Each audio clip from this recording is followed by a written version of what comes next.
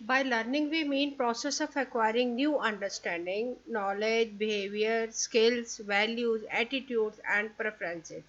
यानी लर्निंग का मतलब है कि हम कुछ नया समझ जाते हैं या हमें कुछ नया ज्ञान हो जाता है, हमारे बिहेवियर में या वैल्यूज़ में या एटीट्यूड में कोई चेंज आ जाता है, या हम कुछ नए स्किल्स सीख लेते हैं।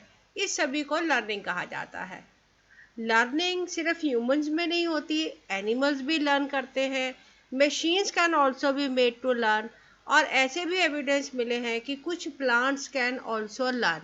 जैसे एक यूनिवर्सिटी ऑफ शिकागो प्रेस का 2015 का एक न्यूज़ पब्लिश हुआ है, जिसमें ये कहा गया है कि एक फ्लावरिंग वीड मॉसियर क्रेस नाम का पौधा है, जो कि अगर उस पर कोई कैटरपिलर्स ग्रो करते हैं तो वो अपने कैटरपिलर्स की जो च्यूइंग की आवाज़ है, यानी पत्ते कुतरने की जो आवाज़ है, उसको पहचान सकता है और उसके अनुसार अपना केमिकल डिफेंस मैकेनिज्म का रिस्पॉन्स दे सकता है। तो नेचुरली जो प्लांट्स हैं वो हमारी तरह तो नहीं सुनते होंगे, लेकिन वो भी अपने एनवायरनमेंट में होने वाले चेंजेस को महसूस करते हैं और उसके अनुसार वो कुछ केमिकल या मॉर्फोलॉजिकल, यानी उनकी स्ट्रक्चर में कोई चेंज आ सकता है या उनके बिहेवियर में कोई चेंज आ सकता है। तो इससे ये साबित करने की बात कही गई है कि प्लांट्स भी लर्न कर सकते हैं। आज हम बात करेंगे लर्निंग स्टाइल्स की। लर्निंग स्टाइल को समझने से पहले हम जानने की कोशिश करेंगे कि लर्निंग है क्या। जब हम लर्निंग की बात करते हैं तो लर्निंग को हम डिफाइन कर सकते हैं as a relatively permanent change in behaviour, यानी हमारे बिहेवियर में कोई लंबे समय तक रहने वाला चेंज आ जाता है। परमानेंट तो ये हुआ कि लगातार बना रहेगा, या लगातार बना रहे या काफ़ी लंबे समय तक बना रहने वाला अगर कोई हमारे बिहेवियर में चेंज आ जाता है तो उसको हम लर्निंग कहते हैं। और ये चेंज आता कैसा है? It comes as a result of experience, यानी हम जो चीज़ें अनुभव करते हैं, एक्सपीरियंस करते हैं, उसके कारण हमारे बिहेवियर में जब परमानेंट चेंज आ जाता है उसको लर्निंग कहा जाता है।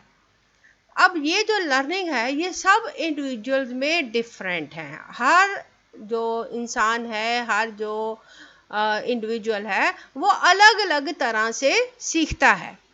और ये जो स्टाइल ऑफ लर्निंग है ये क्या है? ये हमें ये बताता है कि हम किस तरह से बेहतर सीखते हैं। मेरा लर्निंग स्टाइल यानी मैं किस तरह से बेहतर सीख सकती हूँ, that is called as the learning style. Learning style के बारे में अलग अलग तरह से साइकोलॉजिस्ट ने एक्सप्लेन किया है। जैसे वाल्टर बुर्कबर्ग ने ये प्रपोज किया था कि लर्निंग की 3 मोडालिटीज़ हैं। मोडालिटीज़ मतलब वो तरीके जिससे हम सीखते हैं। ये मोडालिटीज़ क्या हैं? ये विजुअल हो सकता है, ऑडियो हो सकता है या काइनेस्थेटिक हो सकता है। तो इन 3 मोडालिटीज़ के कारण ही इसको वैक भी बोला जाता है। वैक यानी विजुअल, ऑडिटरी और काइनेस्थेटिक। अब इसमें विजुअल क्या है? विजुअल यानी अगर किसी का विजुअल लर्निंग स्टाइल है, इसका मतलब वो पिक्चर्स को देख के या ग्राफ्स को देख के ज़्यादा बेहतर तरीके से सीख सकता है। हमने भी अक्सर ये अपनी लाइफ में एक्सपीरियंस किया होगा कि हम कोई पिक्चर देखते हैं या कोई स्कल्पचर देखते हैं या पेंटिंग देखते हैं तो उसको हम काफ़ी लंबे समय तक याद रख पाते हैं। जो ऑडिटरी लर्निंग स्टाइल वाले इंडिविजुअल्स हैं वो ऐसी चीज़ों को ज़्यादा आसानी से लर्न कर पाते हैं जिनमें ऑडियो इनपुट ज़्यादा है। जैसे राइम्स हो गई, या कोई आवाज़ है जिसको टोन्स में कहा गया है या कोई सिंगिंग वे में कहा गया है, तो वो ऐसे मटेरियल को ज़्यादा आसानी से याद कर पाते हैं। और काइनेस्थेटिक मतलब जिसमें जेस्चर्स इन्वॉल्व हैं या बॉडी मूवमेंट इन्वॉल्व है। किसी चीज़ को एक से दूसरी जगह रख के या उसके किसी जगह को, स्थान को मैनिपुलेट करके, तो वो इस तरह से ज़्यादा अच्छी तरह से सीख पाते हैं। यानी लर्निंग स्टाइल का मतलब ये हो गया कि वो कौन से तरीके हैं जिससे हम आसानी से सीख पाते हैं।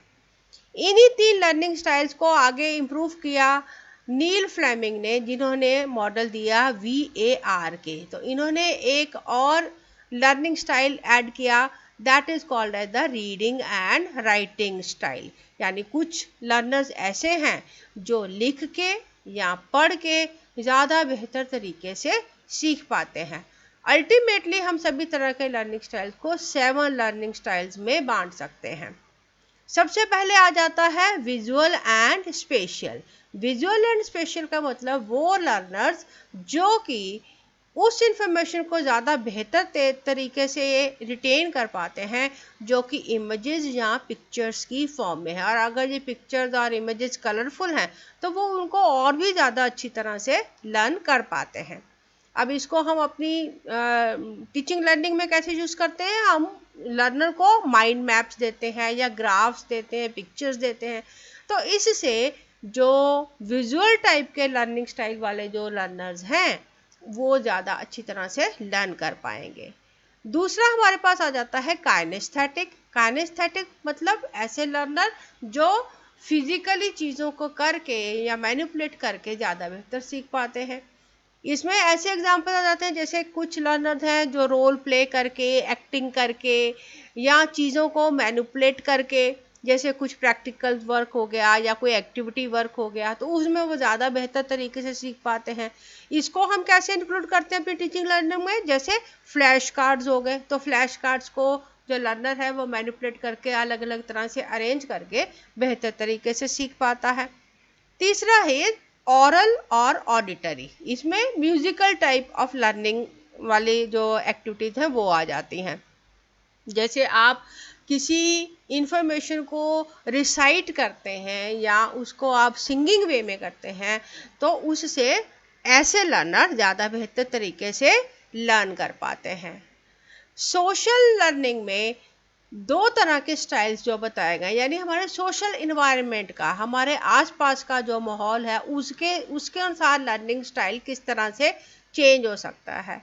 सोशल और इंटरपर्सनल लर्नर कौन है, वो लर्नर हैं जो कि सोशल इन्वायरमेंट में सीखते हैं, यानी ऐसे लर्नर जो किसी एक्टिविटी में पार्टिसिपेट करके, चाहे वो लोगों दूसरे जो लर्नर्स हैं उनके साथ, जैसे क्विज एक्टिविटी हो गई या कोई और ग्रुप एक्टिविटी हो गई, कोई ऐसे प्रोजेक्ट्स हो गए जिसमें बहुत सारे लोग मिलकर काम करते हैं, तो जो इंटरपर्सनल लर्नर्स हैं वो ऐसे ज़्यादा बेहतर तरीके से सीख पाते हैं। इसके कंपैरिजन में सॉलिटरी लर्नर्स वो हैं जो अकेले रह के ज़्यादा बेहतर सीखते हैं। ऐसे भी लर्नर्स होते हैं जो ग्रुप की बजाय अकेले उस लर्निंग को ज़्यादा बेहतर तरीके से कर पाते हैं। 6th इज वर्बल और लिंग्विस्टिक लर्नर, यानी रीडिंग और राइटिंग टाइप वाले लर्नर स्टाइल्स। तो ऐसे लर्नर्स ये वर्ड्स के साथ या एक्रोनाइम्स के साथ या लिख के या पढ़ के या लैंग्वेजेस को, इस तरह लैंग्वेजेस के थ्रू लर्निंग को ज़्यादा बेहतर कर पाते हैं। And 7th and the last style in this group is logical और मैथमेटिकल लर्नर। ये वो लर्नर्स हैं जो कि किसी भी मटेरियल को जिसको वो लर्न करना चाहते हैं या बिहेवियर में जो भी मॉड्यूलेशन आता है उनका, वो लर्निंग मटेरियल को लॉजिकल वे में अरेंज करके या कोई फॉर्मूला के थ्रू या कोई इक्वेशंस के थ्रू या सिंबल्स के थ्रू, यानी मैथमेटिकल नॉलेज के तरह से उसको यूटिलाइज करके ज़्यादा बेहतर सीख पाते हैं। तो ये जो सारे लर्निंग स्टाइल्स हैं, बेसिकली ये क्या बताते हैं, ये वो स्टाइल्स हैं जिससे कोई भी इंडिविजुअल बेहतर तरीके से लर्न कर पाता है। अब ये सभी जो लर्निंग स्टाइल्स हैं, कोई भी लर्नर हर समय पे एक ही लर्निंग स्टाइल को यूटिलाइज नहीं करता। डिफरेंट टाइप पे डिफरेंट टास्क के लिए एक लर्नर डिफरेंट लर्निंग स्टाइल्स को यूटिलाइज कर सकता है। लेकिन अगर किसी लर्नर को अपने लर्निंग स्टाइल के बारे में जानकारी है तो वो अपनी लर्निंग के लिए बेटर स्ट्रेटजीज बना सकता है। सिमिलरली अगर टीचर को अपने लर्नर के बारे में जानकारी है, उसके लर्निंग स्टाइल की जानकारी है, तो वो अपनी टीचिंग को इफेक्टिव बना सकता है। और अगर एक टीचर ग्रुप टीचिंग कर रहा है जिसमें बहुत सारे लर्नर्स हैं, तो different learner they may be having different learning styles.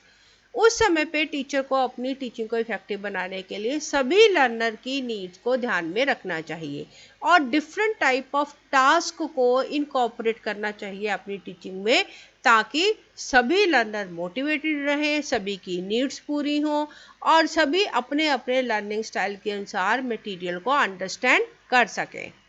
So with this we come to an end of this part. In the next part we are going to discuss what is intelligence and what are different theories of intelligence. We will discuss multiple intelligence theory in detail और देखेंगे कि multiple intelligence theory और जो different learning styles हैं उनके बीच में क्या संबंध है. I hope you have liked this video. For more video you can subscribe my channel. Thank you very much.